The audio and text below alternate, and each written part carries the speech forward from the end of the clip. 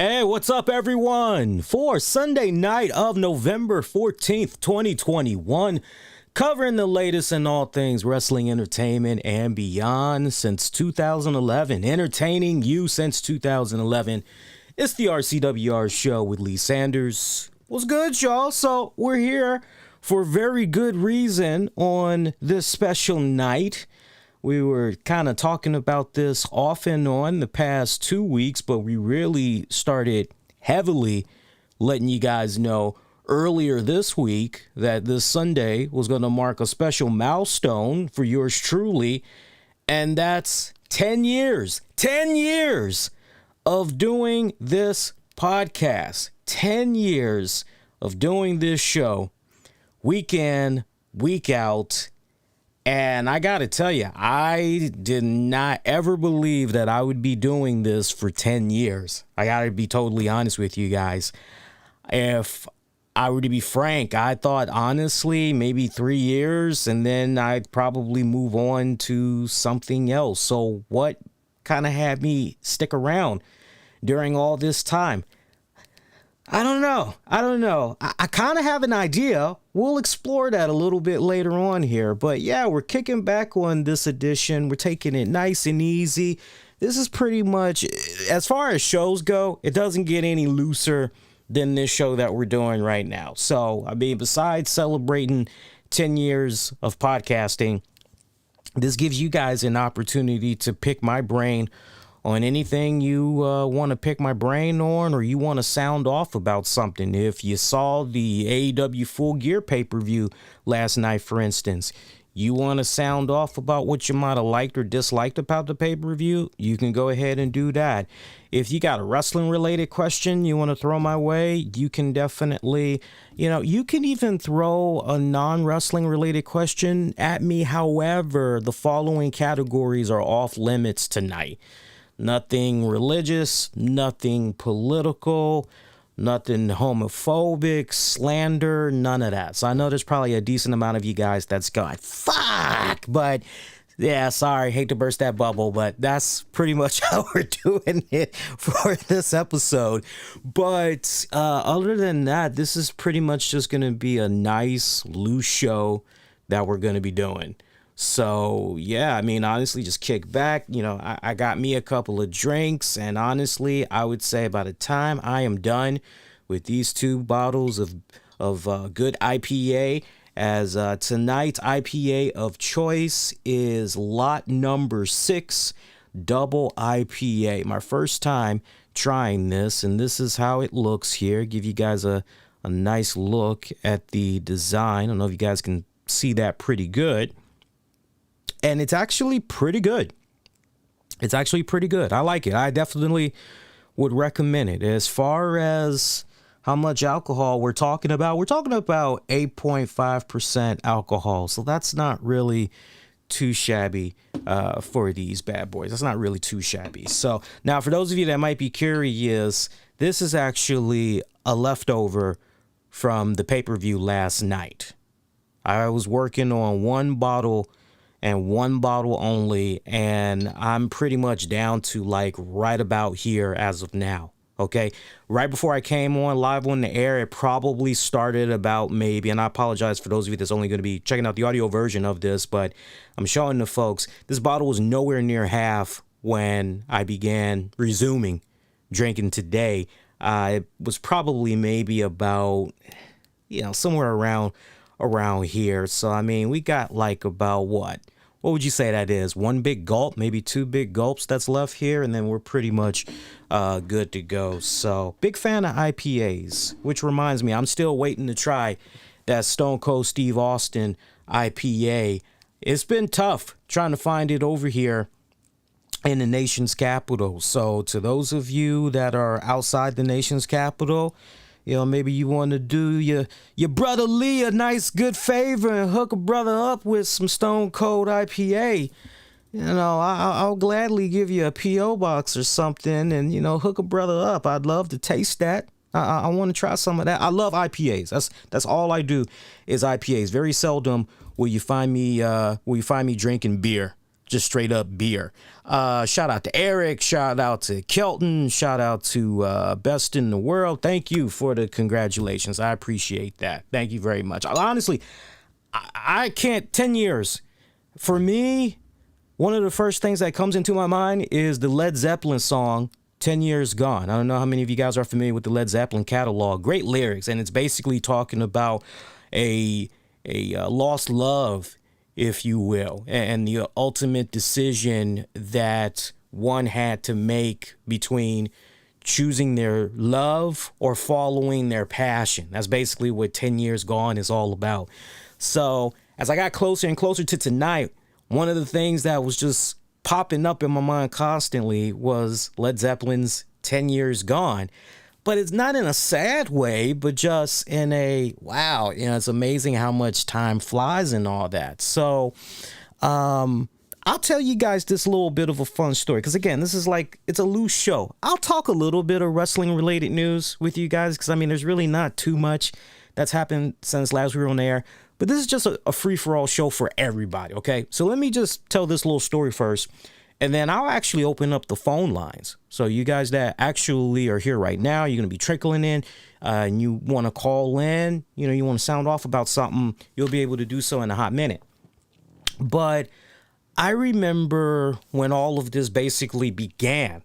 All of this for me basically began in 2011.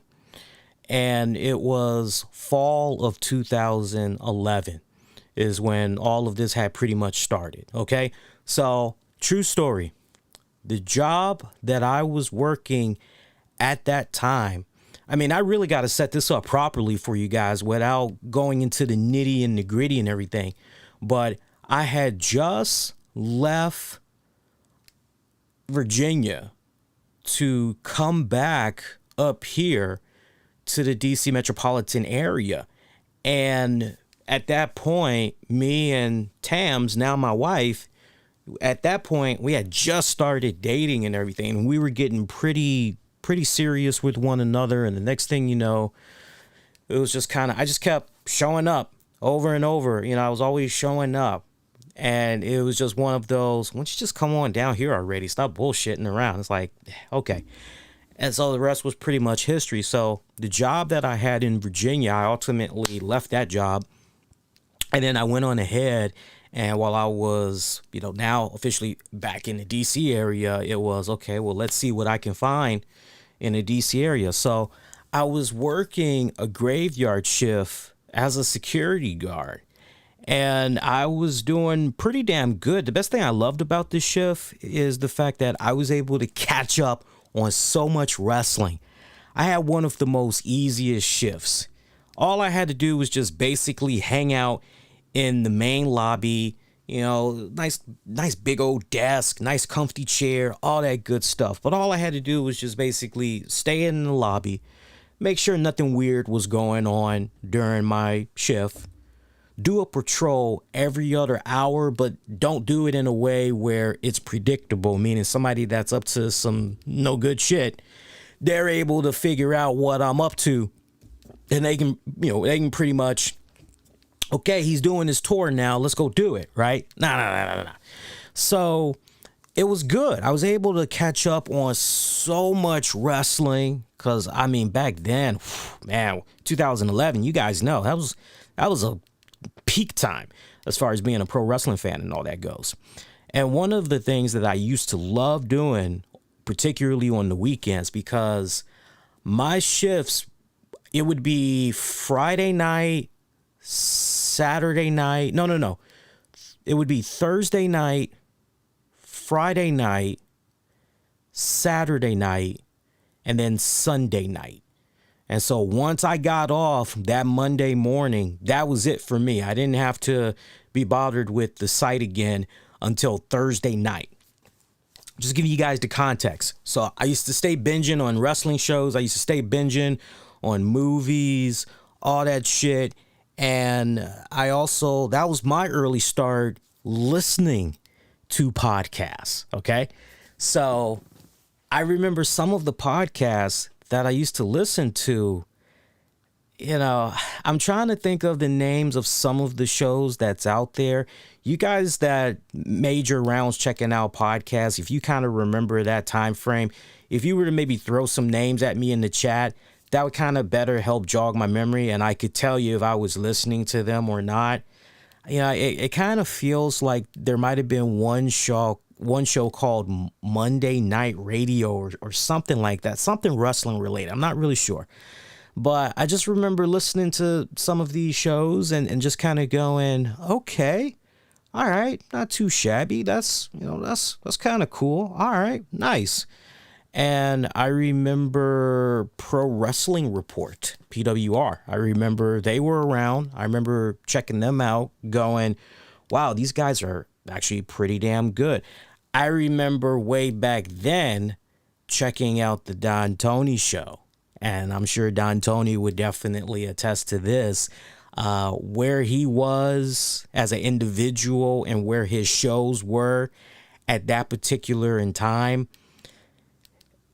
The guy you got today, it's like, just as far as an overall on-air personality, it was nothing compared to way back then. And I think he would definitely agree that, that was that period of time where most of the guys that were doing their rounds with the podcast and all that, they were going for the shock and awe value. They were going for the crude humor and just balls to it was basically following along with where the culture was, where the pop culture was at that period of time.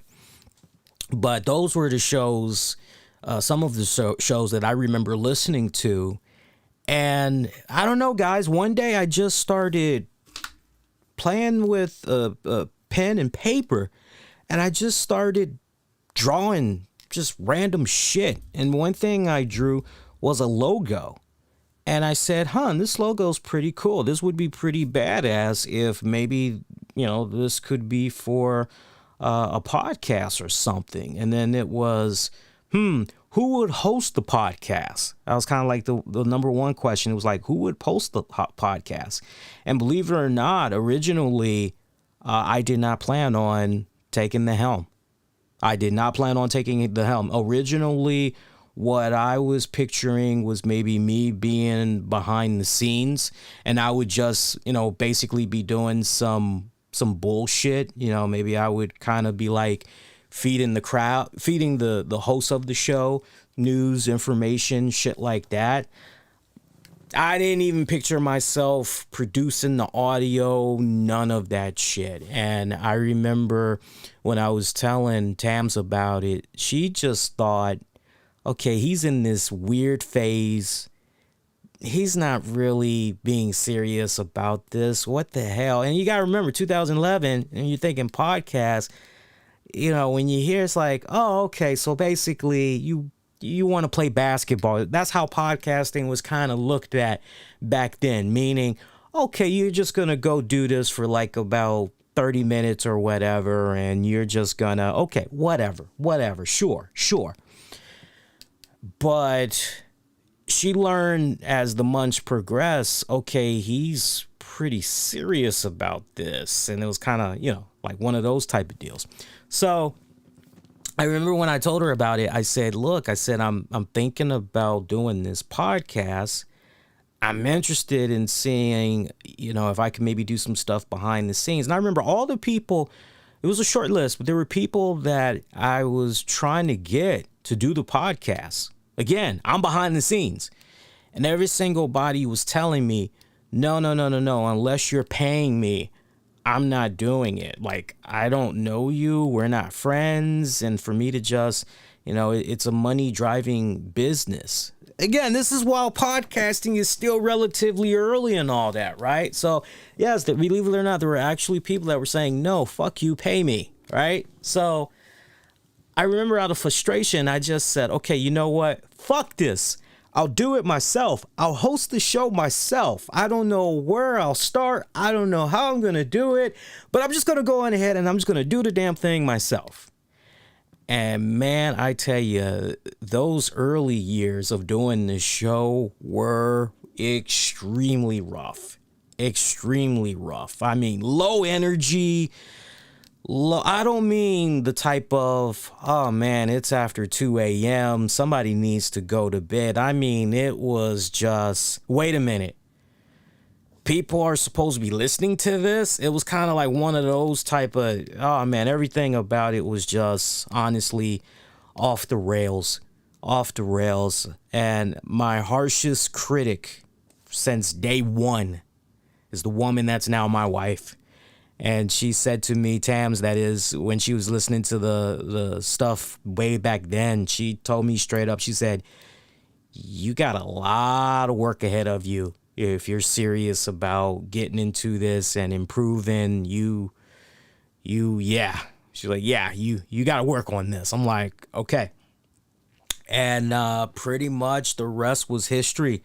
As far as doing the shows go, the rest was pretty much history. But yeah, those early years were really, really rough. That was all about finding myself, finding my identity, and figuring out what was working, what wasn't working.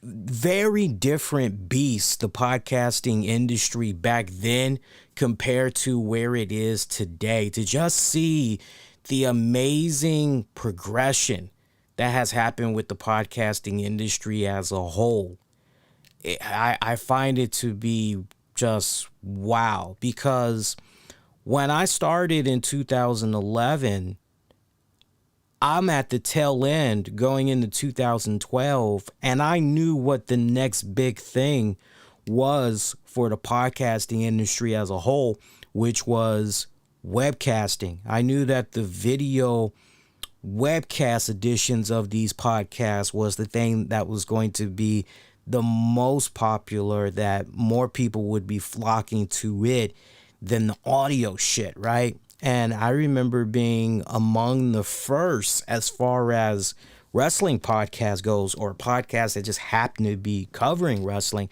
I remember making a conscious effort to embrace the new technology that was out there. In this case, Google Hangouts. And I remember trial and error with that.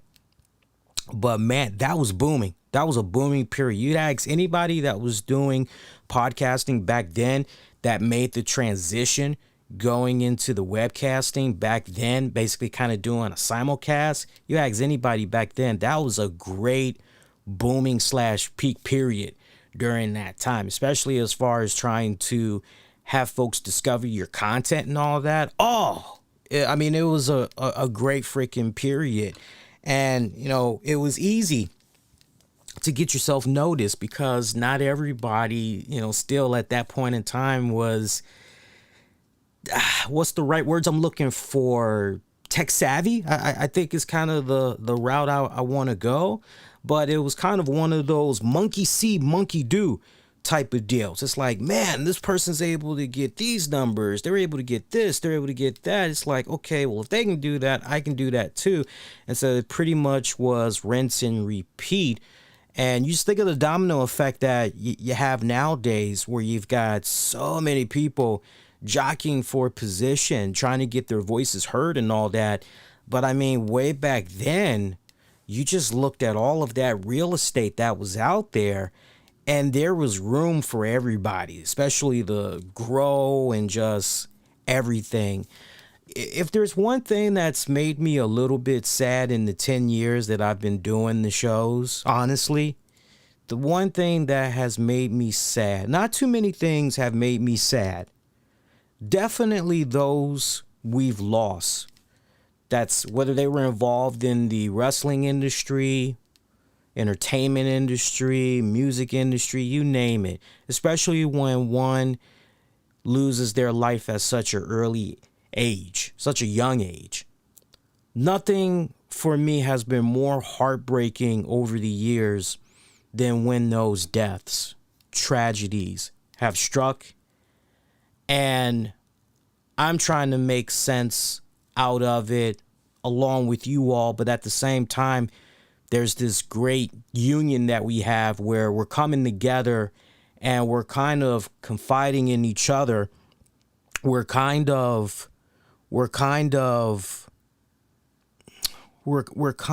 consoling each other. You feel where I'm coming from? You know, kind of one of those type of deals. But putting that to the side, the only other thing that has made me sad over the 10 years I've been on the air has been seeing the people that I started up with or I've seen come along, feeling that they had a lot of potential, whether it be potential to stand on their own, potential to, you know what, I could see them not only surpassing shit that I'm doing, but this person is doing, and man, they're gonna go crush it. And then they just seeing people drop off the face of the earth. Seriously, it's amazing. It's amazing. You know, there's a golden rule amongst us podcasters, which is if you really want to know if a certain podcast that you're checking out is going to be a lifer, give them the 3-year test.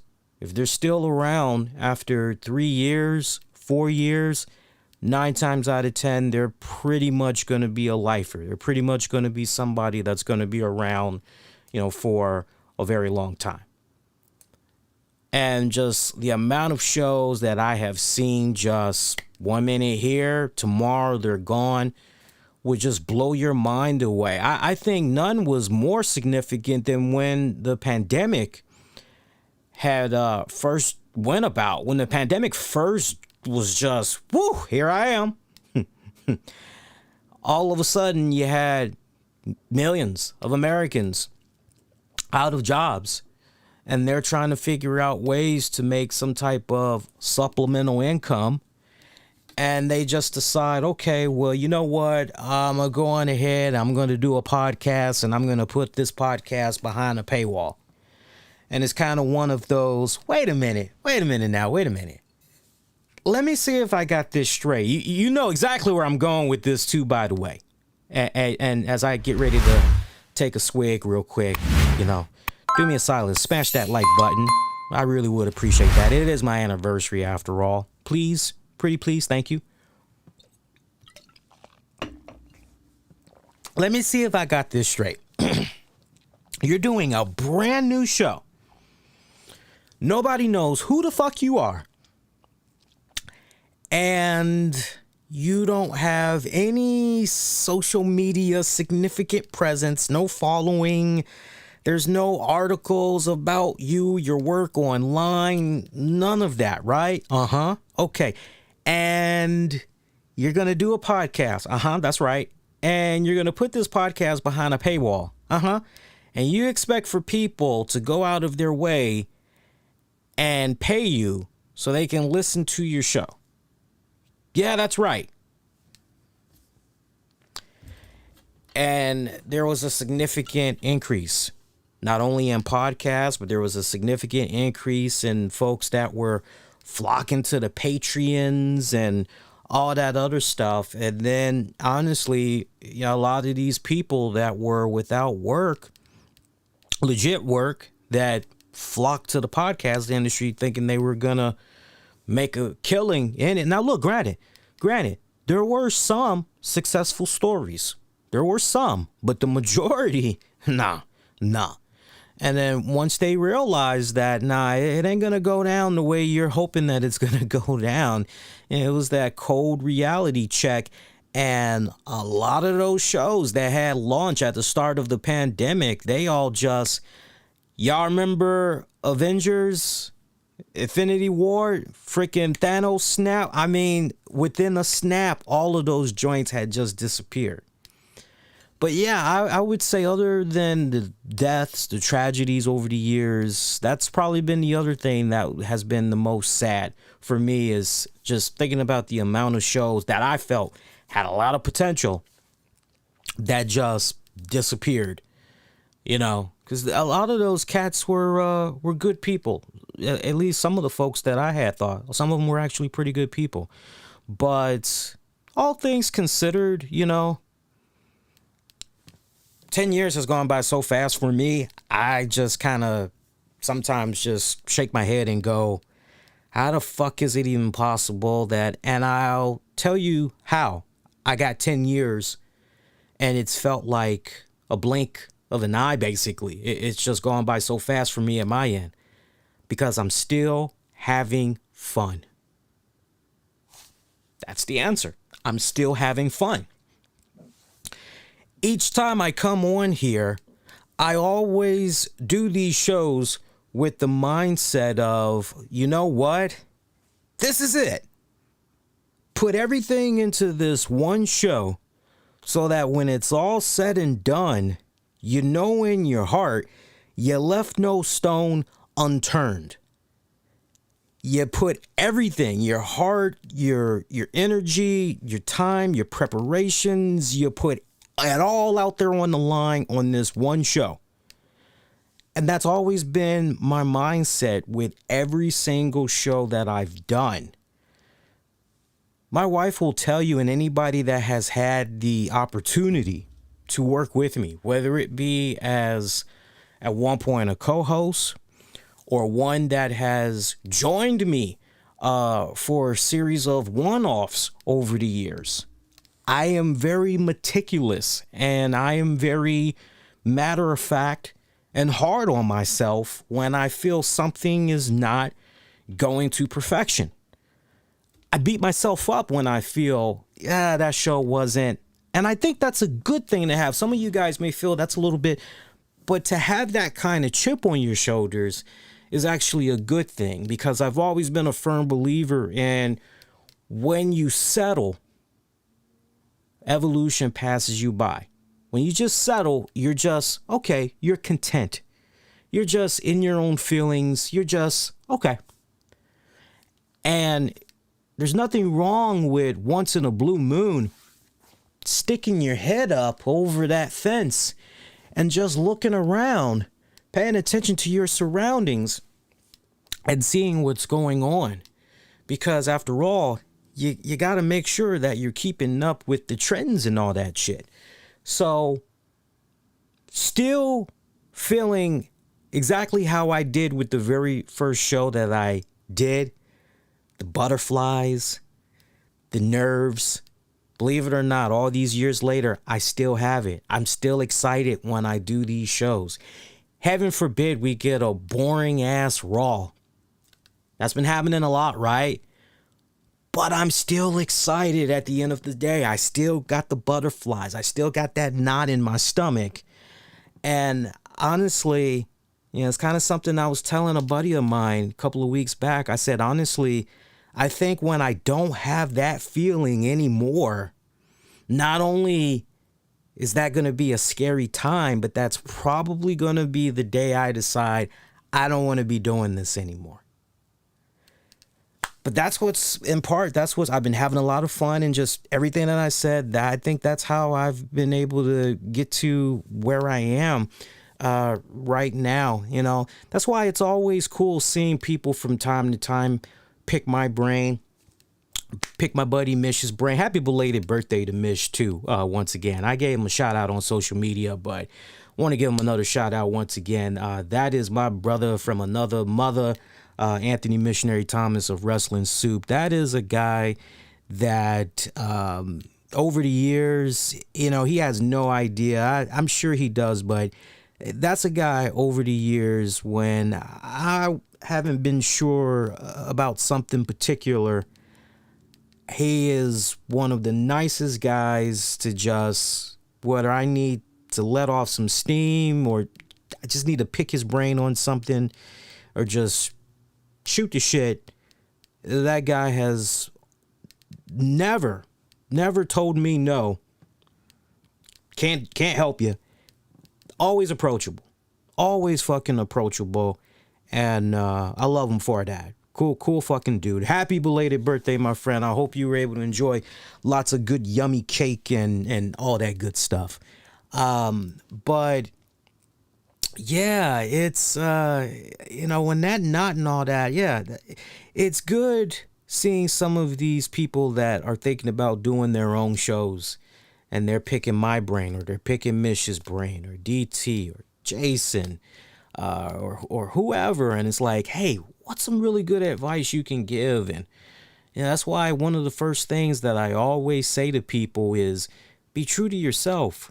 Don't try to be imitating other people, because listeners got keen ears. They make their rounds. They know when, okay, yeah, this is your original thought. Yeah, we can tell. This is your original thinking process. Yeah, this is your original layout. They can detect bullshit. And once they've been able to detect that bullshit, it's really hard to fucking win them back over, because first impressions mean everything when it's all said and done. First impressions mean everything. And hey, I just saw a super chat there. Is that from my buddy Jason? Hey, Jason, thank you, my friend. Thank you. Come on, fuckos, let's go for a ride. I was waiting for the sound effect. Jason, my brother, thank you so much, my friend. He said, hey, Lee, I saw it was your 10th and wanted to wish you a happy anniversary, a great milestone, continued success, and here's to 10 more. Thank you, my friend. I love you tremendously, my brother. Thank you so much. And, Jason, I think I said thank you, but I got to make sure I give Jason Solomonster proper credit here. Jason was the absolute sweetheart to me a couple of weeks ago. I had said to him in a private message, I said, dude, can you do me a favor? I went on this Jericho cruise and I did a pretty good article. I did a review on it. If you could maybe share it with your audience, that'd be great. And Jason was like, yeah, homie, no problem. Sure. I'm like, oh, okay, cool. And I actually listened to that show. I usually listen to Jason's shows anyway. I'm probably one of the rare guys out there that listens to Jason's full shows, and I check out the clips on YouTube. I know, am I kind of crazy or no? That's just how much I like Jason. I like his shit. He's good. He's very well prepared. Very well prepared. And I marked out when he got to the joint, and I was like, Jason, yeah, you rock. Thank you, my friend. Thank you. And I had my wife listen to it, and she was like, who's that? I said, that's Jason, honey. She's like, oh, the Solo Monster. I said, yeah, the Solo Monster. But she didn't say the Solo Monster. She said, oh, the Solo Monster. I said, say that again. She goes, the Solo Monster. I said, no, you gotta let it roll off your tongue a little quicker. You just Solo Monster. She's like, yeah, that's what I said. Solo Monster. Like, no, that's not how you say it. It was like kind of one of those tomato. No. Get the shit right, or don't get the or don't say the shit at all. That's what it feels like. Don't say it at all. But yeah, Jason was a sweetheart. I appreciate him. Good fucking dude. Seriously, good fucking dude. And DT, good fucking dude as well. Good fucking dude as well. These are guys that pretty much I looked up to. Even after I got my start in podcasting, these were guys I looked at and said, okay, they're laying out the blueprint. Essentially, they're laying out the table. This is how those guys. If I could kind of go with a late night TV reference for you guys, it was kind of like no particular order. I'll let you guys just kind of marinate on it yourselves, but you basically got Carson, you got Leno, you got O'Brien, right? And so Jason, DT, and believe it or not, PWR, for the longest time, I really liked what Damian Nelson was doing there. And he retired again, right? You got me. Y'all got me. Seriously, y'all got me, because if there was ever a great time to be a wrestling fan right now, this is that time. But, hey, look, maybe there's a higher calling for the brother. I don't know. But you guys go on ahead and put whoever you want to put in those respective categories that I just mentioned, right? Johnny Carson, Leno, Conan O'Brien, whoever you want to. Okay, let's go. Boom, boom, boom, boom, boom, right? Me personally, I'm basically the guy you stay up for. I've always had this running joke. I'm the guy you stay up for when it's like 3 a.m. You know how you got the late show? Yeah, I'm pretty much on after that. I'm the late show, right? It's like one of those deals, right? And that's always been my running gag, but it's a gag that I've always loved. I've always loved spinning on people. If I don't go with that gag, I'll go with the Star Trek gag. Be careful with the guy that's wearing the red that's watching the ship right now, because something bad's probably going to happen to him. So it's kind of one of those type of deals. But no, that's why I've always getting back on track here. See, we're just whatever goes with the flow. I told you guys, this is a very free-for-all loose show tonight. I'm actually going to open up the phone lines in a hot second too, so you guys can actually call in. But that's why I like when I get to hear up-and-coming podcasters and they're trying to pick the brain when veteran podcasters and asking, hey, what's the best advice that you can give for trying to get into the podcasting? What would you say? And da-da-da. And for me, the number one thing I've always said was always be consistent. I'm just going to throw it out there, no particular order, but I've always said always be consistent, quality over quantity. And I usually throw in there, don't do it for the money, because if you think you're going to be making money overnight, honey, no. Oh, my sweet child, no. Maybe if you know the right people, sure, but no, that's not happening, yo. It's gonna take you a good minute before you start, making money and all that. You gotta pay some fucking dues. Seriously, you gotta pay some fucking dues. Hey, let's open up the phone lines on that note. Well, I see you guys are in here. Let's open up the phone lines here. And then Jason, thank you again for that super chat, my friend. I appreciate that. Where are we here? Let's open up the phone line. Steven, longtime RCWR show listener. Steven started listening 2014, if I remember correctly, 2014 or 2015. So, all right, I'm getting ready to put the phone number out there. Now, once again, I want to make sure we got the rules set. Don't ask me nothing political. Don't ask me nothing religious. I ain't getting into that. This ain't the show. I love talking that stuff, but you notice the trend. We don't do that here on this show. I just don't like going into those avenues. Let's see here. Oh, wow. Really? Okay. Hang on here. We got a problem, guys. The phone number that we have had for like the longest time for the call-in shows, somehow we lost that number. But hang on here. I'm going to have to get us a new number here. That's okay. This is like real quick, so bear with me a second here. Okay, and we just got a new number. Hang on. And let's just say this. Okay, and sign up. Okay, and let's see. Blah, blah, blah, blah, blah, blah, blah, blah, blah. Ah, okay, so because we didn't use the old number for more than 30 days, we lost the number. So that sucks. Okay, so we'll go ahead and we'll take this number. Wait a minute, what's going on here? There we go. Okay, and then let's check here. What's the number? Okay, we got the new number. Oh, wait a minute. Hang on, guys. Hang on. Let's see here. Hang on. 0 minute. Unlimited. Okay, I'll go ahead and subscribe. What the hell? $4.99. Okay. All right. Hang on, guys. It wants my credit card information. Okay, and we're good. All right. And I'm going to open up the chat here. For those of you that want to call in right now, the number is 240-718-4251. And I'm actually getting ready to put that up in the chat room for you guys. So bear with me here.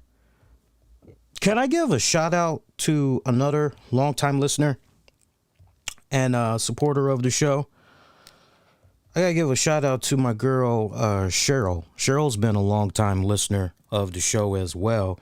She's been the absolute freaking sweetheart. I love Cheryl. She's another one that's been a ride or die as far as I was concerned. I was very bummed out because Cheryl was one of a few people Now, I don't want to put their names out there because they kind of asked me not to plug them. So I respect that. But Cheryl and a few others, it turns out, were actually on the damn Jericho cruise. And it's like, motherfucker, had I known that, we could have all hung out and all that other good stuff. But, all right, we got a call coming in. 832, you're on the air. Who's this? No, this is Noah. What's up, man? Hey, Noah, what's up, man? How you doing? Oh, good. Good. What's new with you, man? How's your weekend? Oh, not so bad on yourself? That's pretty good. I can't complain. Well, I ain't like what them Redskins did to my Bucks, but I'll live. Well, I'm a Browns fan, so I stay disappointed. Yeah, you guys took another L this week, didn't you? Yo, we took a hell of an L. Yeah.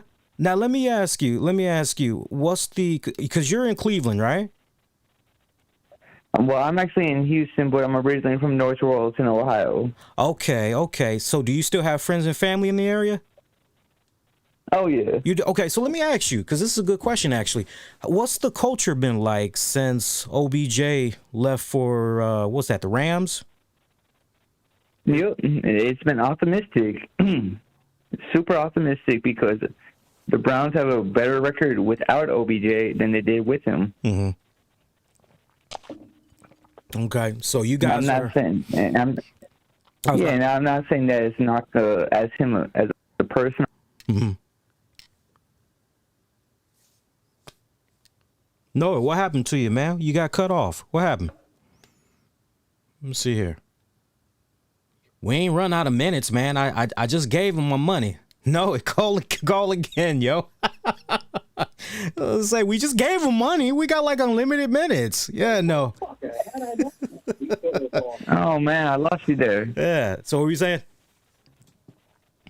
No, I'm just saying, like, you know, as a person or player, OBJ, he's got talent, he's got skill, and he seems like a nice guy. But you know, certain players don't fit certain schemes.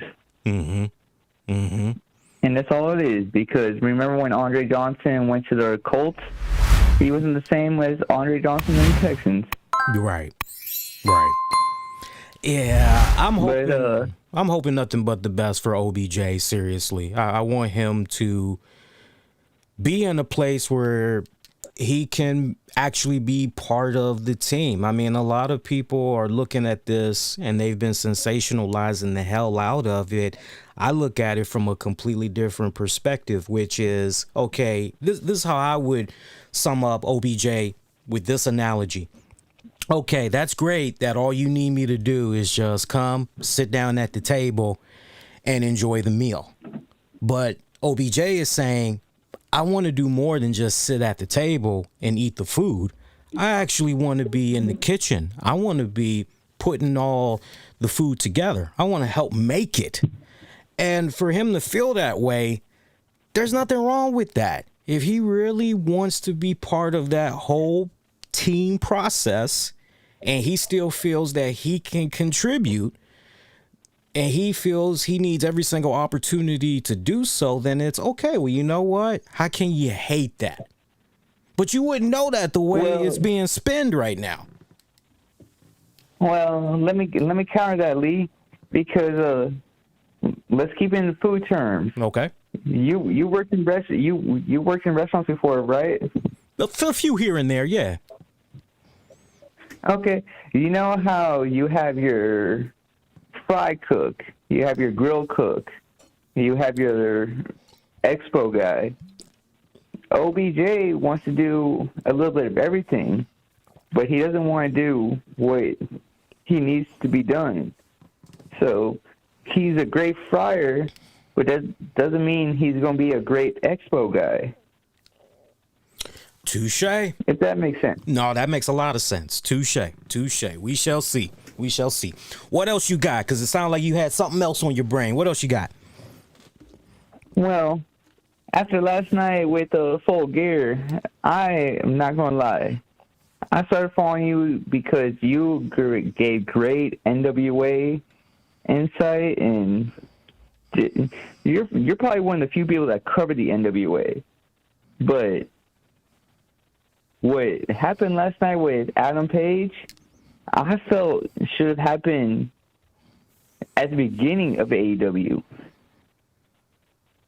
Adam Page should have been the face of AEW from the beginning.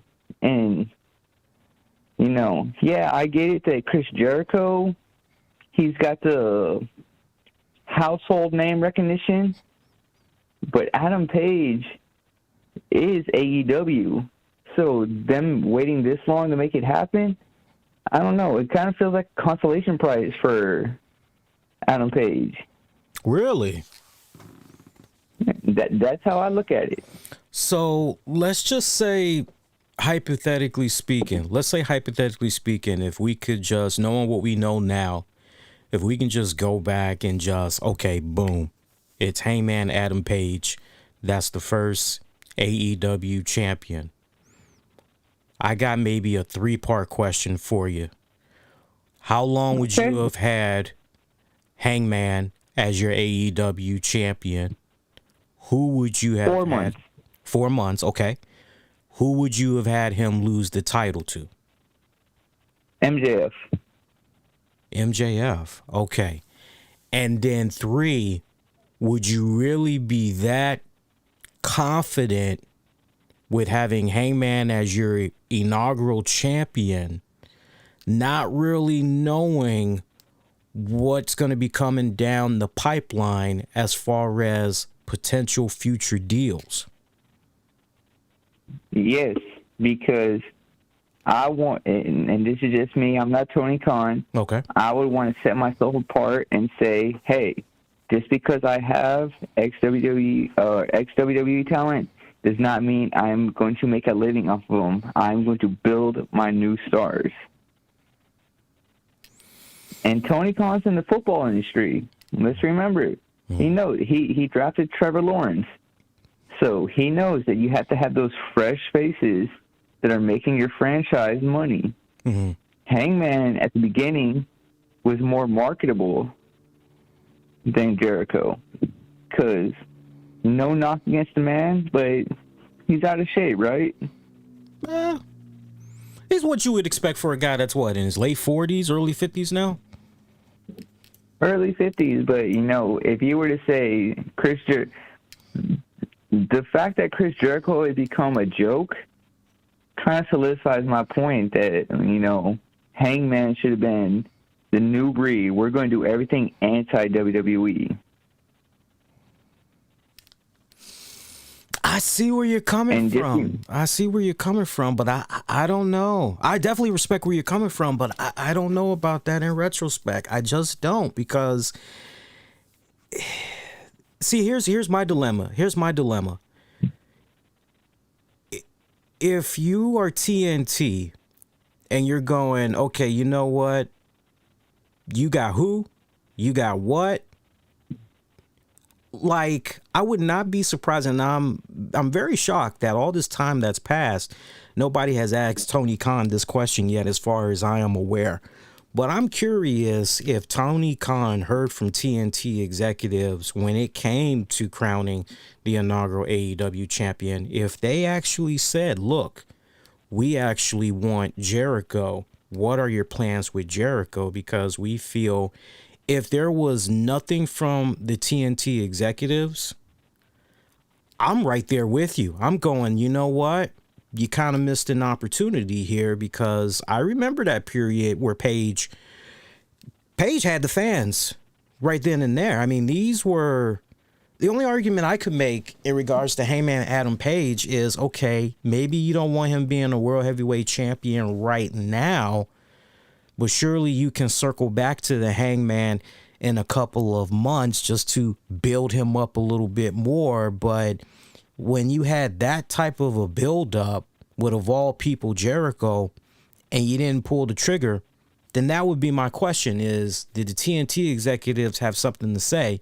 And then if they did not, then Tony Khan, why didn't you just go with the flow, especially if you're trying to your point, bro, you're trying to shake up the foundation. You're trying to not do that same usual regurgitated WWE format, you know, really let it be about the new stars. What's up with that? Yeah, and let's take away all that. FTR, I don't know your feelings on FTR. They're the greatest tag team, in my opinion, in the world right now.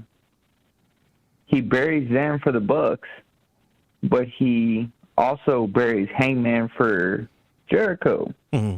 So Tony Khan's booking, it doesn't make sense because it doesn't matter what country you're in, what executive, you can just look at FTR and say, those are tag team champions. So he buried those guys for the Bucks. So it's kind of like, okay, Tony Khan, what is your, I think Tony Khan, because of his money, I know he doesn't have to answer to TNT or TBS or any one of those guys, because he could easily look at Billy Corgan with the NWA. He built that shit back from YouTube. Mm-hmm. Mm-hmm. So Tony Khan doesn't need TNT needs AEW. AEW does not need TNT. Tony Khan does not have a solid booking plan, and he keeps relying on. I think he relies too much on Cody, to be honest with you. You're going with that, despite the fact that Tony Khan has gone on record and said, hey, as far as the EVPs, he has gone on record in public, which Joe Biden. I know you said not to get political, but when it comes to public, people lie. Yeah. I think what I would like to see with AEW in the coming year, no bullshit, I would like to see Tony Khan just kind of scale it back a little bit on certain guys going over, because where I'm starting to have a little bit of concern for AEW is you look at Miro and Bryan Danielson, for example. Miro has been just fucking killing it in AEW for this past year. You want to talk about a guy that's done a phenomenal job reinventing himself, and just, a lot of people kind of felt, okay, your Miro gimmick's now gone. Now what are you going to do? And I'll be the first to mention, I was in that period there where I'm looking at this Miro that was running around on Twitch and all this other stuff, and that was nice. But then when we saw that translate to AEW program, and it was like, no, this isn't the Rusev, the Miro. But how much did that Miro change have to do with Jim Cornette calling him a pussy? Because Miro started blowing up after Jim Cornette cut that amazingly awesome video on YouTube. Yeah, I mean, if it wasn't for Jim Cornette, Miro would probably still be with Kit Saban and Penelope Ford. I mean, Jim Cornette literally made Miro right now. Now, see, here's the thing. You know me, and one things that I always talk about is I hate speculating. That's one of those deals where whoever has an opportunity to interview Miro, and see, here's right, but see, here's the thing. And let me go ahead and because I want to run off a couple of your points. Yeah, can you hear me? Noe, can you hear me? Nah, he's having issues. Okay. Noe, just kick back. You don't call back in. Just kick back and just listen for a little bit, because I do want to try to get in a couple of more calls here. Home in on this, and this is the one thing that I don't like. If I had one discrepancy about AEW right now, there's two, but one of them is tied to the media. Noe brings up a very good point about Miro, Jim Cornette. As many of you guys know, I always tell you guys, I don't like speculating, but this is where on a media conference call or somebody gets an opportunity to interview Miro, that is a straight up damn good question, which is, hey, Miro, some feel that the trajectory of your career in AEW would have stayed the way where it was initially if Jim Cornette didn't lay into your ass and put him on the spot. So do you feel You were greatly influenced there by Jim Cornette, and you had to, or was this a case where you not only were listening to Jim Cornette, but you were listening to the fans, or was this a Tony Khan audible? What was the whole? We've yet to hear that come to surface with Miro. But the point that I wanted to make concerning one of my major concerns with AEW is we got to be careful if you're Tony Khan in them. You look at what Miro has been doing this past year, whether Jim Cornette was an influence or not, Miro's just been killing it in AEW. And the fact that we had another guy that was recently from the WWE, you know, he pretty much comes in there, doesn't even have 6 months under his belt, beats Miro, right? You see this trend that's continuing to go on. We've been seeing this trend in AEW for a good minute now, and AEW already has some really good homegrown established folks in there, and it's time to just really continue to do your best and building them up. Sometimes it just feels like Tony Khan is going, I want this bottle opener. Oh, man, it's so pretty. It's so cool. Oh, I love it. Oh, I'm going to do so many cool things with this. Oh, my God, a pen. Oh, man, look at this pen. Oh, this pen is so cool. I got so many cool things planned for this pen. Oh, man, oh, my God. It's freaking nail clippers. Oh, man, the plans That's how it feels with Tony Khan. One new toy going into another, and it's like, well, what about these other toys that was really doing you some good over here and at times kind of getting you out of some serious jams, right? What the hell? So I'm a little bit concerned about that. I hope that in the coming year, Tony Khan kind of eases up a little bit off of that. There was one other point I wanted to bring up as far as, the media. The people that are getting these opportunities to sit in on media press conferences for AEW and all this other stuff. Look, you and I and everybody have really good questions. Really good questions. Not no gotcha questions. Not no, did I embarrass you questions. Really good questions that deserve good answers, honest answers. The thing is, a lot of these people that are in on these media calls, getting these interviews with Tony Khan and other folks, they're playing footsies. They want to continue to play footsies because they want to make sure that they continue to be in the back pocket of AEW. They dare not want to rock that boat, because if they even try to rock that boat, they're going to lose those press media credentials. They're going to lose that media access to the Tony Khans and the AEW talent. So they don't want to do that. They don't want to do that. And it's quite sad. Find me a person that legit truly believes in journalism, good journalism, and they're taking it to heart. And I'm not saying you got to go Geraldo Rivera on their asses, but they're asking the questions that you and I, if you and I are already there thinking XYZ, why isn't it coming out of these guys' mouths? I mean, we know why, but you get what I'm saying? And yeah, no, it was good talk. Good talk as always. Kind of weird. Yeah, I got cut off there, but it's all good. Definitely got to call in more often, Noah. And I appreciate the kind words you said earlier about the NWA coverage. It's really refreshing to see so many people appreciate the NWA coverage, you know, because I get people on Twitter, sometimes Facebook, definitely in the YouTube comment section there. I stay getting some love for the NWA coverage, and I like that. Yeah, I've made my rounds, and you're right. There really is not, I think maybe one other person is covering NWA on a regular basis, you know, but it's sad that they don't get enough love, because they've been tearing it up. They've been freaking tearing it up. Shout out to Sean. Sean says, hey, congrats on 10 years. I believe I subbed to this since 2017-18. Appreciate all you do. Much love. Well, Sean, thank you for the kind words. I appreciate that. Yeah, pretty soon I'm going to be actually editing the channel wallpaper on YouTube.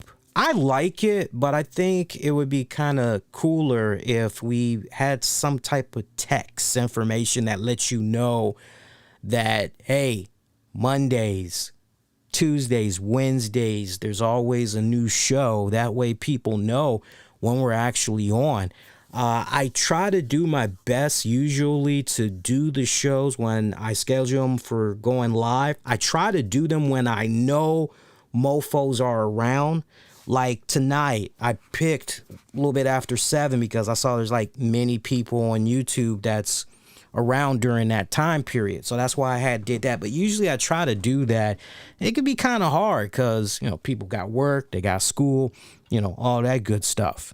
Yeah, anybody else that wants to call into the show, though, you can definitely call into the show. Just look at the phone number that's in the chat right now. And again, nothing religious, nothing slanderous, nothing, political. You want to talk wrestling, you can go for it. You want to talk entertainment, you can definitely go that route.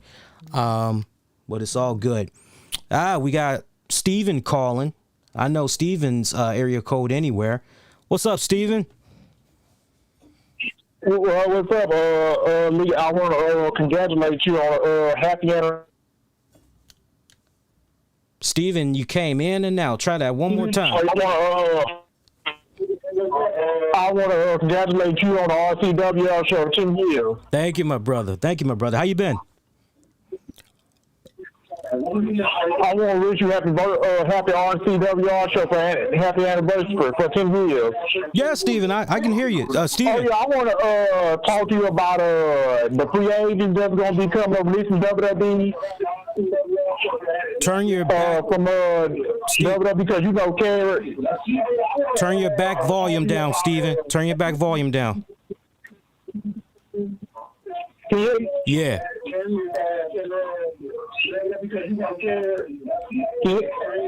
I can hear you, but your background volume, you gotta turn that down. Yeah, turn your background volume down. Well, I want to talk to you about the releasing from WWE, Karen Klaus and Ember Moon. Yeah, what you want to talk about specifically? What's on your mind?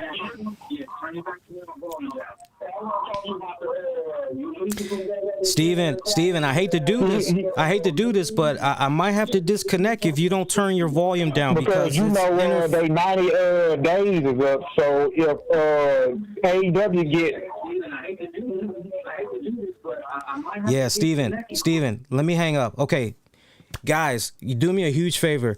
If you're gonna call into the show, you gotta. I know you're watching me on YouTube, but if you got your phone and you're gonna call in.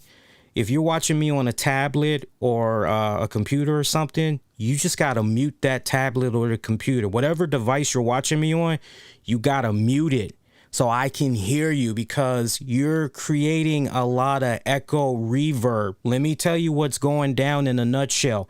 When you guys are calling my phone is actually connected to my mixer.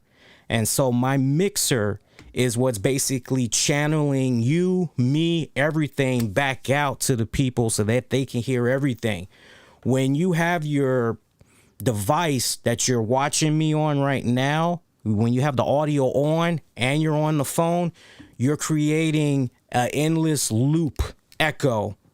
And that's no good. So when you call in, whatever you're watching me on, make sure the sound is on mute. And just talk to me on your phone. Steven, when you get that fixed, you're more than welcome to call back in because Steven usually has some pretty good points he wants to bring up. Anybody else that wants to call in, you can definitely call in. The number's in the chat for you guys. While we're, buying some of you guys some time to maybe want to call into the show, there's a little bit of AEW news I see. that's going down here. I told you guys, we'll talk a little wrestling, but it's really a loose-ass show. It's really a loose show. I kind of want this to be just some more free-for-all. Like, whatever you want to talk about, you know, we can definitely talk about. But Jay Lethal, looks like he had commented a little bit more on signing with AEW. Let's go for a ride. Hey, Noah. All right, Noah with the $5. With the $5. I got to give a nickname for that. I got to call that the five knuckle delivery or whatever. I'll figure out a cool name for that. Thank you for the super chat. Noah, I appreciate that, buddy. Jay Lethal, though, it looks like he commented a little bit more about joining AEW. I just got a couple of quotes. I got to actually watch the AEW Full Gear Post Media joint, but here's a couple of highlights that he had with the kind people over there at VEICHLE. With regards to going to AEW, he said, "I am a professional wrestler, and this is the fastest rising, hottest promotion in the frickin' world. It was no contest. It was an easy decision for any professional wrestler, in my opinion. This place is amazing. AEW is on fire, and I'm so happy to be here. And I'm more excited that they're willing to have me here. That's even more exciting in my head." And I'm sure Jay Lethal is legit excited. I'm sure he is legit excited. I would like to believe that he's definitely commanding a little more money than what he was doing in ROH. We had a nice discussion about Jay Lethal now being in AEW on the Full Gear Post show. For those of you that didn't check it out, after this, go check it out when you get a chance. He also talked about his time in ROH and that pretty much ending. Here's what he said right here. You may find this a little interesting, but I'll comment a little bit more. "Well, unfortunately, doors are closing soon there. I've met a lot of friends there. I've wrestled there for over 10 years. I'm a very loyal professional wrestler." He is. Doesn't he remind you of maybe yourself, that close friend, that loved one that you know of, that you've been telling for years, leave that job? They just ain't cutting it. You could be making more money. You could have better career advancements if you were to go over here, like go over here instead.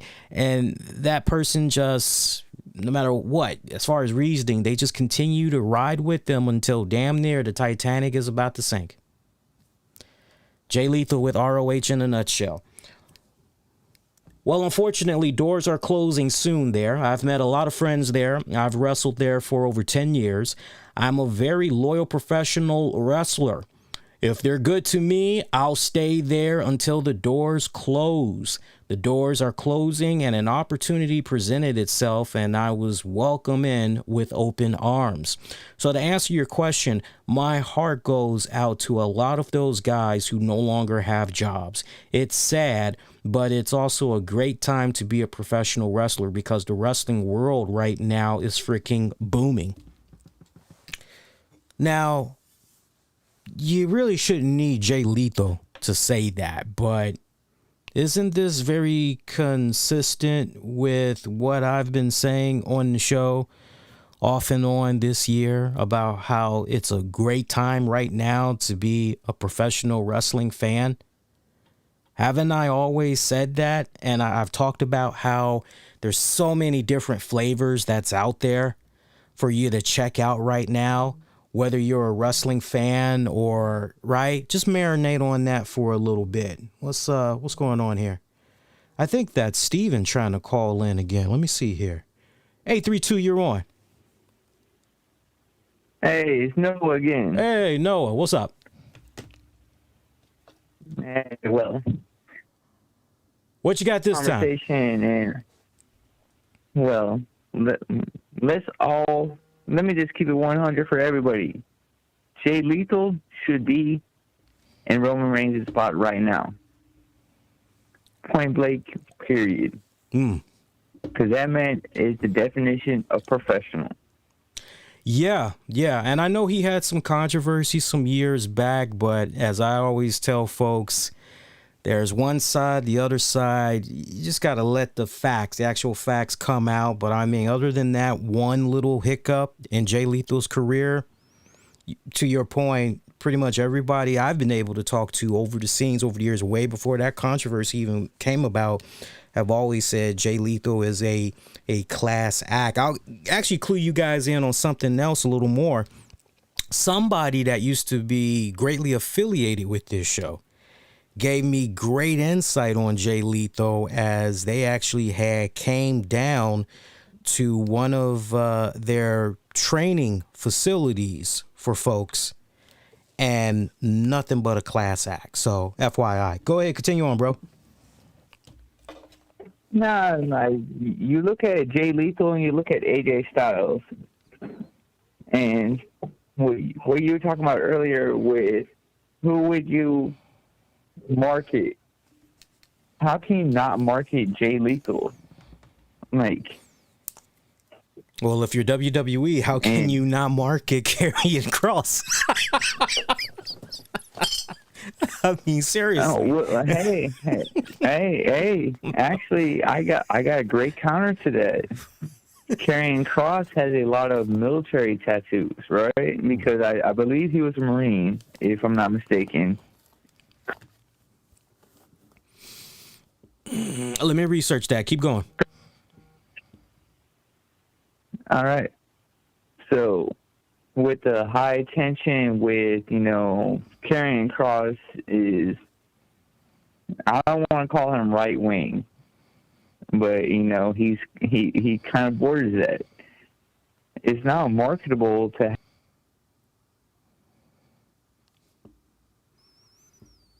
And we just got dead silence. Noah, did you maybe hit mute by accident?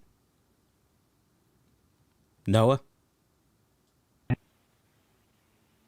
Noah got a bad signal. Noah? Me? Yep, I hear you now. Go ahead. Yeah. Noah? Try one more time. Noah? Yeah. You hear me now? I can hear you now. All right. You ever watch the show Parks and Recreation? What's the name of the show? Parks and Recreation. Nah. Oh, okay.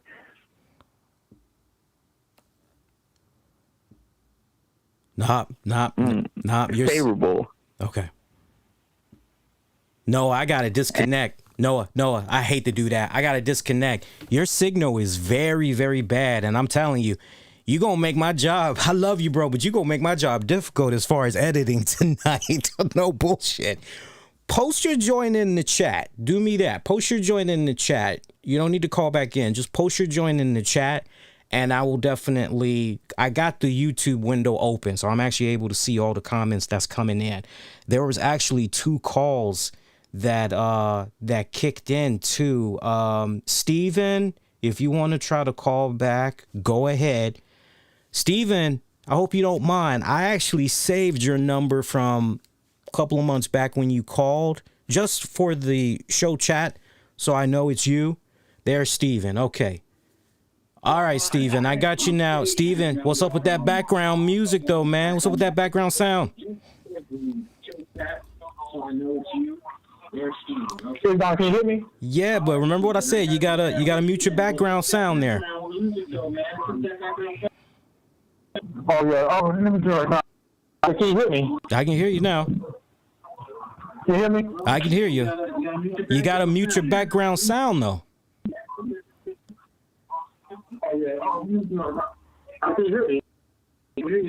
Okay. All right, Steven, I hate to do that. I love you, bro, but you gotta mute your background sound.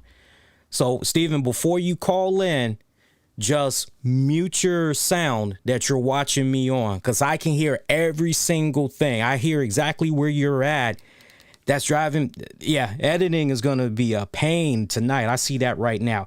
There was a 716 caller. 716, if you're still around, you can call into the show. Again, 716. If you're still around, you can call back into the show. Looks like 716 had a message there. Let me try to see if I can. I don't know how I was able to see that, but somehow I was able to.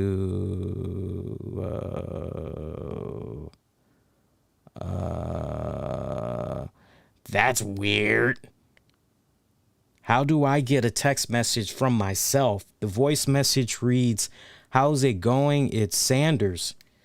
Just wanted to wish you a happy 10 years and hope you have a great rest of your show, brother." So I'm calling me Sanders to Sanders? Wait a minute. How's it going, Mr. Sanders? Just wanted to wish you a happy 10 years and hope you have a great rest of your show, brother. That's messed up. How do you get Mr. out of it's? Come on. 716, thank you for those kind words. I appreciate that. Thank you so much. Let's see here. Cross being middle of the road worse than having a side. Look at Jason Riker. Let's not even get started on Jason Riker. Lord have mercy. I love Jason Riker. Me and him go back. I remember his shit, Gunner, TNA. Friend of the show as far as I'm concerned. We interviewed him a good while back. Real cool fucking dude. Love that dude. But I will be the first to tell you, I'm not liking what's been going on with him in the WWE. You talk about a fucked up. Don't even get me started. Seriously, that because I would go on a diatribe for a good hot minute. Can we get back to Jay Lethal? Man, we went off the rails there, but I told you guys this is a show that honestly is just loose as fuck tonight. I like it. I kind of like when it's this fucking spontaneous here. Jay Lethal, what else did he say here? Because there was a little bit more. There we go. So he also talked about how his AEW deal happened. Check this out. He said that it happened so quickly, only a few days ago. So a few days prior to the Full Gear pay-per-view. Head was spinning because today was the first time we met and talked face to face. Imagine being, for lack of a better term, jobless and wondering how you're going to pay your bills and such. You're a professional wrestler, so there's not a ton of jobs. You can't just fill out an application anymore. I got a quick message from some of Tony's associates, which was like a beacon of light. But literally, where was I? But literally, that was only a few days ago. Then I flew in yesterday and had to sit in my hotel room, and I couldn't get any sleep because all I could do was think, well, I don't know what really is going to be happening tomorrow because we haven't met yet. It was wild. All these thoughts going through my mind. Will the people like me? The company's on fire right now. I hope I make a good impression. So, nice. That's really, really nice. And look, let me tell you something because I really did not get a chance to expand on this thought even on the previous shows here.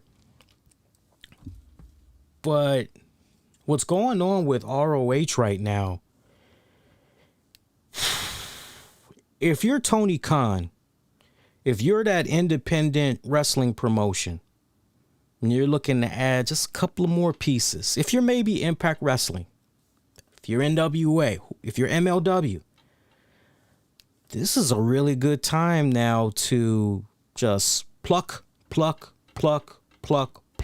a really good time right now. Plug and play. I mean, so many people that are just up for grabs. You know, I know CM Punk had said a little something about the ROH releases. Again, I gotta really jump out there and check out that Full Gear post show and see what everybody had to say during it. But there are so many great talents over there in ROH that would be great plug and play for whatever promotion you're thinking of. Look, you got to forgive me, but if you dare say WWE right now, in all my years of doing the shows, I've always been optimistic when it comes to WWE, especially certain people that I see from the Performance Center coming up through NXT and all that. But for the first time, as long as I've been doing these shows, I'm now in that, well, wait a minute. Unless it's been a lifelong dream of yours to come into the WWE, why not focus more on just honing your craft, really working on your in-ring character and all that, and really enjoying that creative freedom that you have at your hands. Why not enjoy that a little bit more? Because the one constant theme you've heard from all of these other people that have had the opportunity to work for the WWE is these shackles of great restraints as far as creativity goes. So you got to forgive me if nowadays I'm not so quick to, and I'm sure many of you guys totally understand. I'm sure you guys will even say, no, you don't need to apologize. Same way. Thinking the same way you're thinking. I'm not so quick these days to go WW. I'm not. Just everything that I've seen within recent years and everything that's currently going on right now with this new NXT, I'm just going, nah, let's check out some of these other promotions. And let's just kind of leave the WWE thing alone for a good minute. That's just where I am. Teach its own, but that's where I am right now. Can I give a shout out to Cheryl? Cheryl had said something on Twitter just now. Thank you, Cheryl. I'm just now seeing this. Cheryl had said via Twitter, I'm so impressed and happy that you have 10 years under your belt. Congrats, and here's hoping to another 10 more. Thank you for that, Cheryl. Thank you for that. I appreciate that. Love you very much. Appreciate that. Let's do this. Let's put out a couple of blasts here on social media, and let's see if we can actually get a few more whatchamacalls. Hang on a second here. Hang on a second. I just want to get out a quick little blast on social media. Let me see if I can maybe get in a whatchamacall. Bear with me, guys. If you're curious what I'm doing, I'm just trying to put out a blast in Discord here. You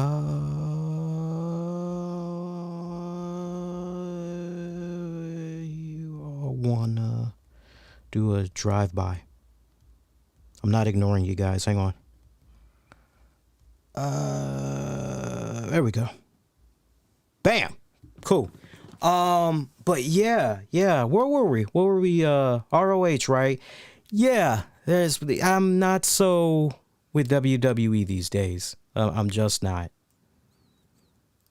I can't quite. I wish I could, but that's just how I'm feeling these days. There's only a very small and select few people I'm looking at these days where I'm going, okay, I'm checking out the WWE product for them. Watching because of this.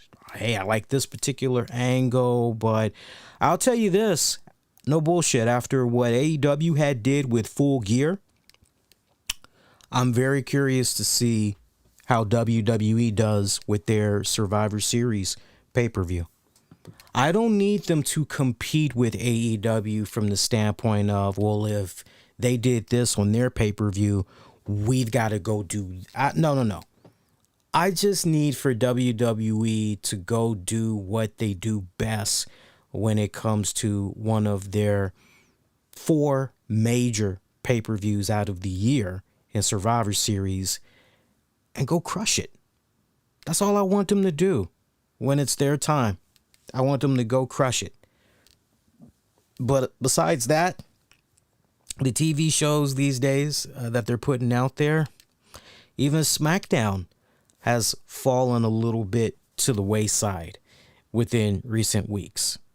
Man, that one episode where we had no Roman Reigns on there, no Brock Lesnar even, very exposing, very eye-opening, very exposing into the lack of rich depth that they've got on that roster as far as storylines. I want to make sure I'm really stressing that. Not talking about talent. I'm talking about as far as storylines go. Yeah, just not good.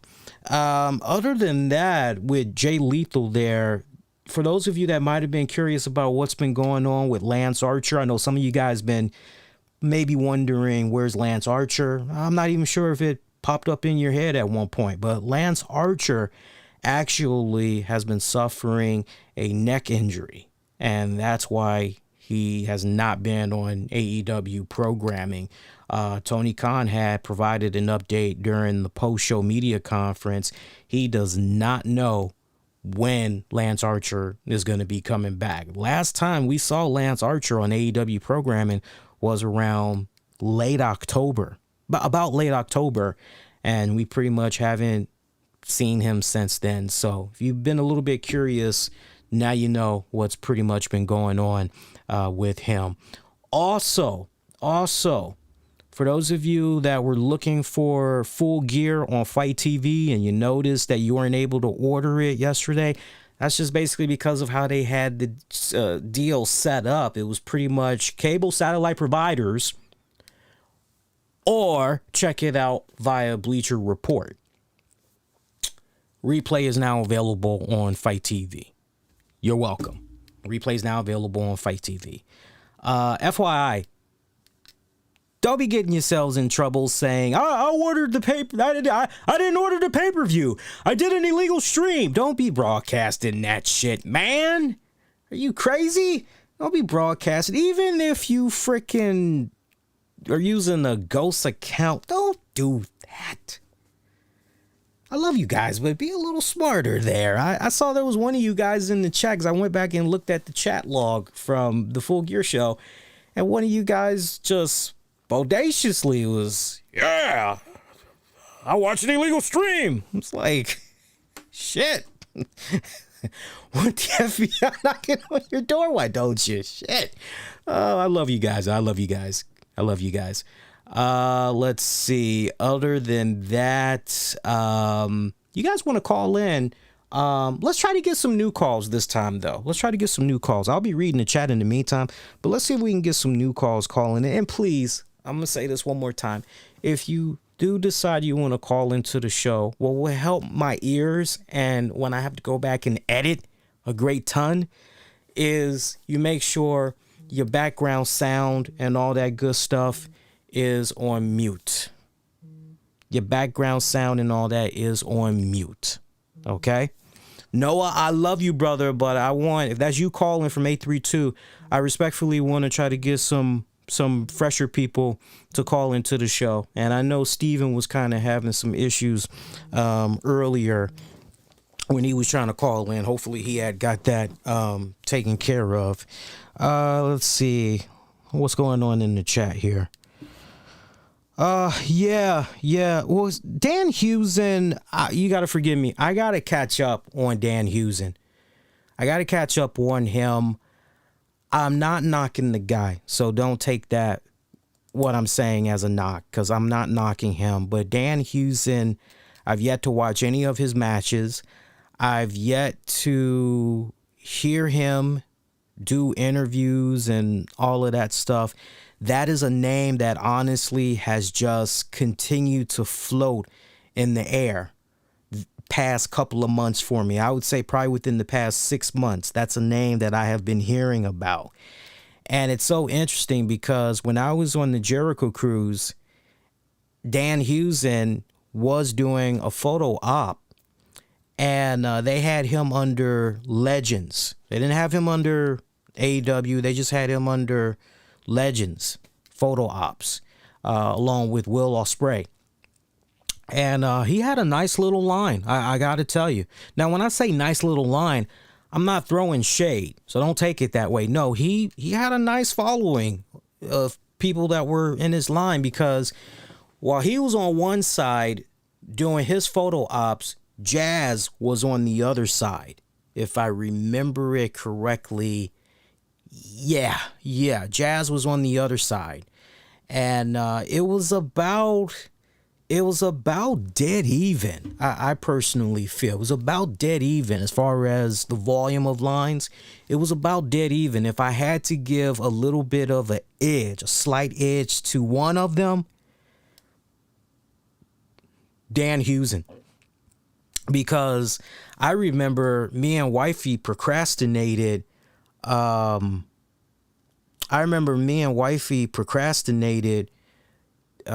a little bit before going to Jazz's photo op. There's something, we went back to our room for something, and normally when it came to photo ops and all that other stuff, Come on, let's go for a ride. Hey, Jake, what's up, man? Normally we would, I'll get to your super chat. Let me just finish my train of thought. Bear with me. It's not the alcohol, by the way. It's just when the show is like this spontaneous, right? I can easily get distracted. But I remember we went to Jazz's line probably 15 minutes before the official. Oh, yes, it's coming back to me now. No wonder my brain was kind of, yeah. It's coming back to me now. Yeah, we had like about 15 minutes to spare. And by the time we went on ahead and got into Jazz's line and everything, I mean, we pretty much were just bam, right there. I mean, it was pretty easy to just in, out. And by the time we were done with our photo ops, her line and Dan Hewson's line, both of those lines had grew out the ass.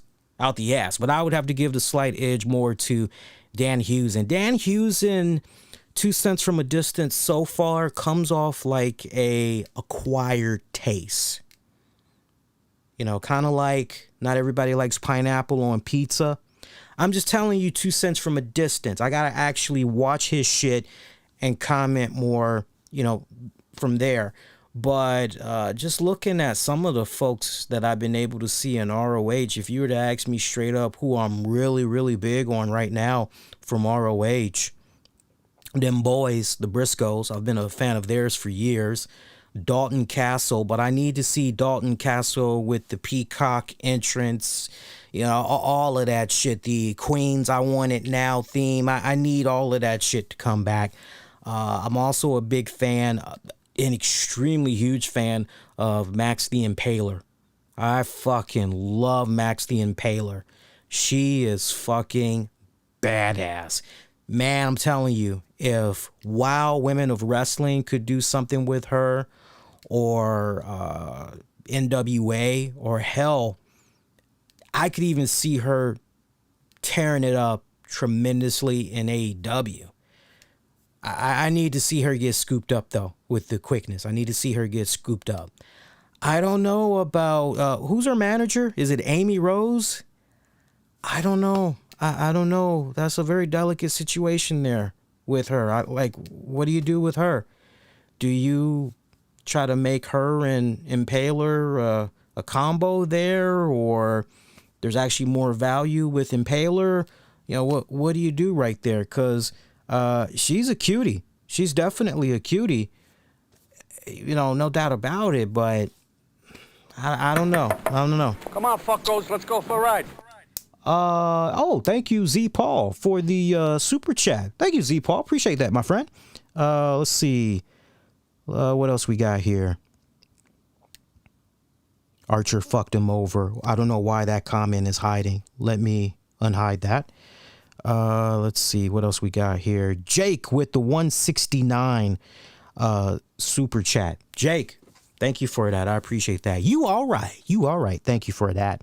What else we got here? Z Paul with the 5 super chat. Like that. Appreciate that. And what else? Yeah, I don't know what you do though. I don't know what you do with, is her name Amber or Amy? I got her name fucking mixed up. Noah, who I'm talking about? What's the name of that cute little blonde that's the manager of Max the Impaler? Is it Amber? Well, I'm thinking Amber Rose. Is it Amber Rose or Amy Rose? Cute little blonde, nice boobs, always showing off her boobs. What do you do with Quinn McKay? What do you do with Ian Riccaboni? What do you do with him? I mean, there's a hell lot of really good talents there that no longer are going to be doing their thing for ROH right now. And, you know, you want to try to spin this narrative of, oh, we're just going to go back and we're going to reimagine. You can reimagine all you want. Nothing is going to change unless you start at the very top, and that involves Sinclair Broadcast. in all honesty. The heads at Sinclair Broadcast, that's where it all starts. And you can come back with prettier lights. You can come back with better sound. You can come back with, now, instead of chicken tenders, we're now giving you chicken thighs and wings, right? And hamburgers. That doesn't mean a goddamn thing. Seriously. Z Paul, hey man, been listening to your show since 2011, bro.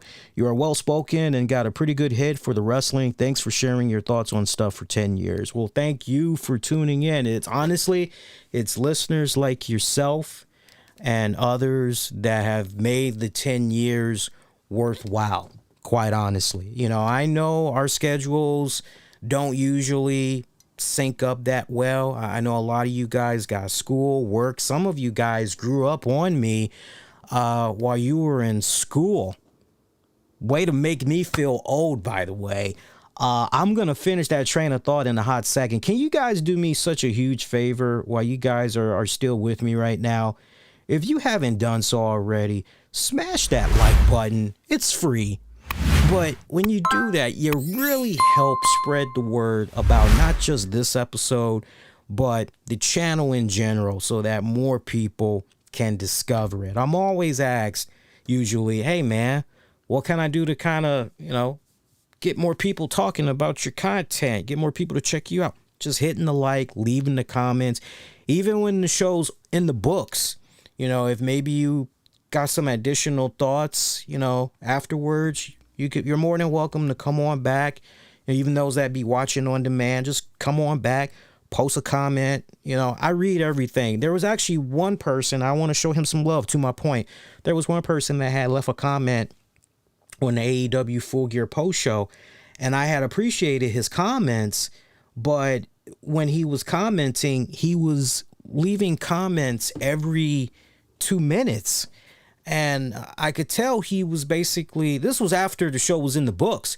So I could tell he basically was getting to a point, pausing, commenting, unpausing, watching a little more, pausing, leaving a comment, rinse, repeat.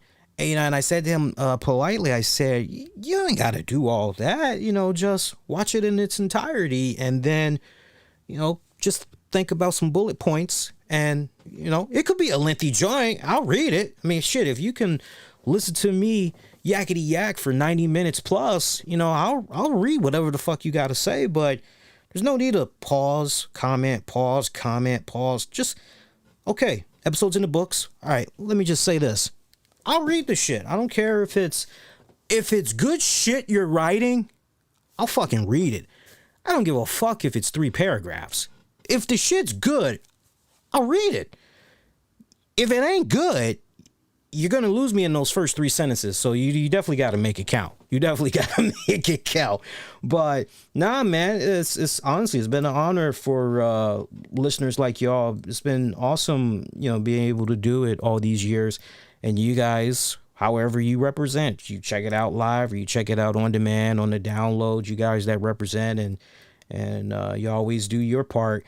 It's way to make me feel old, though, sometimes. Not you, Z Paul, but when some people say to me, I grew up on you, man. I was in school when I began listening to you. And it's like, it was so long ago. It's like, yeah, I'm getting a little grayer now, and I'm getting just a little bit slower, and, it's all good. It comes with age, but it's like, damn, some of these kids were in high school listening to me. It's like, I wear that with pride, though. I feel old, but at the same time, I wear that with pride. It's like, yeah.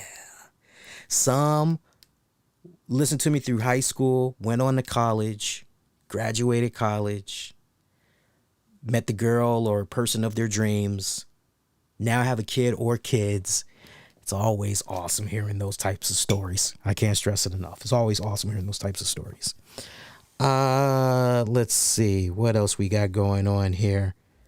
I'm reading the chat, honestly. I'm looking at what you guys are saying in the chat right now, seeing what's going on.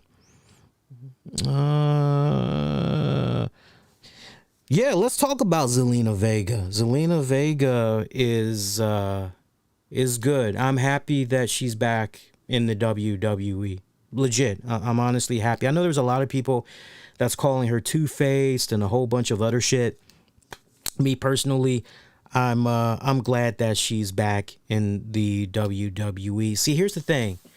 She realized the hard way, sadly, that when it counted the most and all these people were in her ear saying, yeah, fuck WWE. What they doing is wrong, yo. Yeah, fuck that company. Yeah, man, get a union together. That's how we gonna shake that foundation up in the WWE. That's how we gonna take them down. That's how we gonna make them change within. Yeah, we gonna do a union. We gonna bring it to their doorstep. When you got all these people that's in your ears and they have had no affiliation working with the WWE whatsoever on a regular basis, and they are just filling your head up, and when it comes time to finally throw down, yeah, I'm here because what you're doing is wrong, and yeah, I know I signed this contract and I agreed to these terms and all that. I knew what I was getting myself into, but I changed my mind, and this is wrong, and me and my friends, we're going to form a union, and we're going to, it's like, you and what friends? Those same people that were hyping you up before are nowhere to be found now. And sadly, what she found out when it counted the most was that she was an individual taking on a global empire, a industry, an institution. And when it's an individual against that individual is sadly going to lose every single time. History has shown that. Sad but true. So, I definitely feel her heart was in the right place. But, sadly, this was one of those deals where this isn't your battle. Not right now. Your heart was in the right place, but this is not your battle. And look, now that she's come back into the fold, okay, all right, so you signed the contract before and all this other stuff, all right? Okay, now you've seen the error of your ways, and look, she ate a little bit of humble pie for a little bit. She ate a little bit of humble pie, but now, honestly, I'm glad she's back in the WWE. I'm sincerely glad. I expect nothing but good things to happen for her. And she's continuing to be blessed so far. I still feel, though, as far as her greatest strengths, I still feel that she should continue following in the footsteps of a Vicky Guerrero, Selena De La Renta, and a AJ Lee. And that is being a manager. I would love to see Zelina be paired up with some devastating force, some up and come. I would love to see her just be paired up with some type of a monster or whatever, and just riding that bad boy. Just riding that bad boy as they just steamrolled through the competition on WWE. Who that individual could be, somewhere down the road, hey, maybe it might be the new Uso that's down there in NXT. There's an idea right there. Who knows? I mean, don't get me wrong. She's fantastic as an in-ring wrestler. But I feel her real calling is on that microphone, spitting that hot game, spitting them bars, and managing. That's where I feel her strongest suits are. But, you look at those Andrew Yangs and them other motherfuckers. When it counted the most, you look at everything that she had sacrificed and all that other shit. You know what it reminds me of? This isn't a long-winded story, but it reminds me a lot. I've told this story before. It reminds me a lot of when my dad lost his job. I remember being 8, 9 years old, and my dad came home one day with the embarrassing news that he lost his job.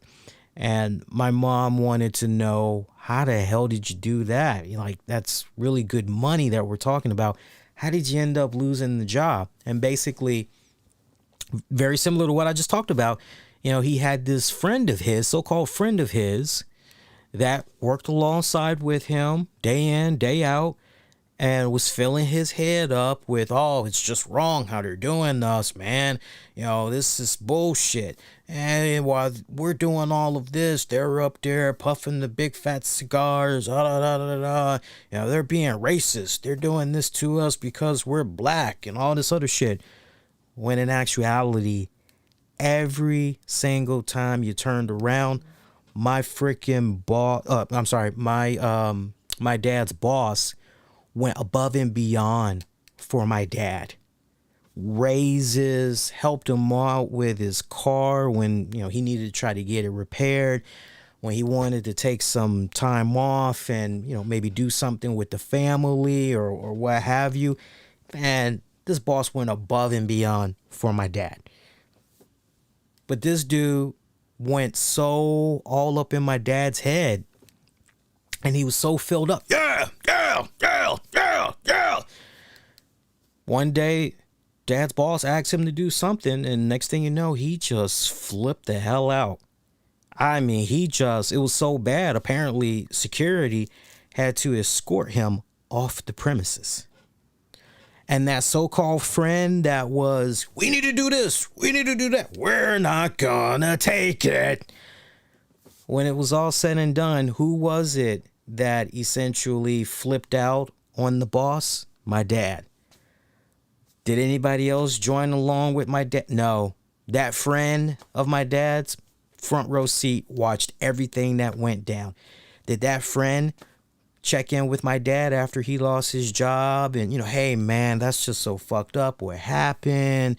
I was a punk bitch. I'm sorry I wasn't there with you. But, yo, if you need anything, nowhere to be found. Silence.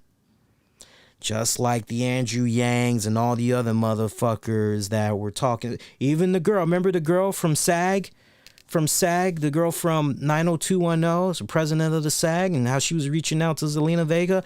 All those people when Zelina was out of a job. Far as we could tell, nobody contacted her. That's all you need to know. That's all you need to know right there, man. See, how long we been at this now? We've been at this for almost an hour and 54 minutes. Let's do this. Let's go on ahead on that note. Let's stick a fork in it. Let's call it D-O-N-E done. Let's call it a night. Yeah. It's still early, right? Some of you guys maybe want to grab a quick bite to eat or check out a little bit of TV. Maybe watch the Adele special, or if that's even on. I actually forgot when the Adele special was supposed to come. I thought it was supposed to be tonight. Let me see for you guys here. Let me see here. Adele special on CBS. I think it's tonight. Yeah, it's actually tonight. Oh shit, it came on at 8:30. Oh man. I'm gonna have to put that on demand real quick then, man. Shit. One night only too. Yeah, I gotta hurry up and yeah. So, but anyway, yes, I love me some Adele. And not cause she's white. God, you guys pulling the fucking race card. I think she is a fantastic singer. Girl sings with such soul, pain. I love it. I love it. If you ask me what was one of my favorite songs from her catalog so far, I gotta go with her version of The Cure's Love Song, because that song for me from The Cure, I'm a big fan of The Cure, and of all the songs that The Cure's put out over the years, that's the one song that I love that song. That and Photograph. Is it Photograph or Pictures of You? I think it's Pictures of You from The Cure. Those are my two top favorite songs from The Cure. And the fact that she just crushed it with her rendition of Love Song. Good shit. It's one thing to do a rendition, and it's okay, that's nice, keeping it very close to the original. Goody for you. But it's another to just whole new interpretation, just flip the arrangements upside down, and she does a really good job. She's honestly a hell of a performer. All right, so your next edition of the RCWR show, on that note, will be coming at you live on Monday night, November 15th, 2021, live after WWE Raw goes off the air. So tune in for that. That should be a great show. I'm looking forward to that. New NWA coverage as well we'll be doing on Tuesday, Wednesday. So think about that. Monday, new show. Tuesday, new show. Wednesday, new show. And we're going to be doing a Survivor Series post show, because I think Survivor Series is this coming weekend, if I'm not mistaken. Let me look here. Yeah, it's this coming, not this weekend, but the coming weekend, the 21st. It looks like Survivor Series is going to be happening. So we got a nice loaded up week. So hopefully you guys are going to be here for the ride. And once again, 10 years. Here's to another solid year. Here is to 10 more years as I close this out. Whole bunch of people I want to thank real quick. I want to thank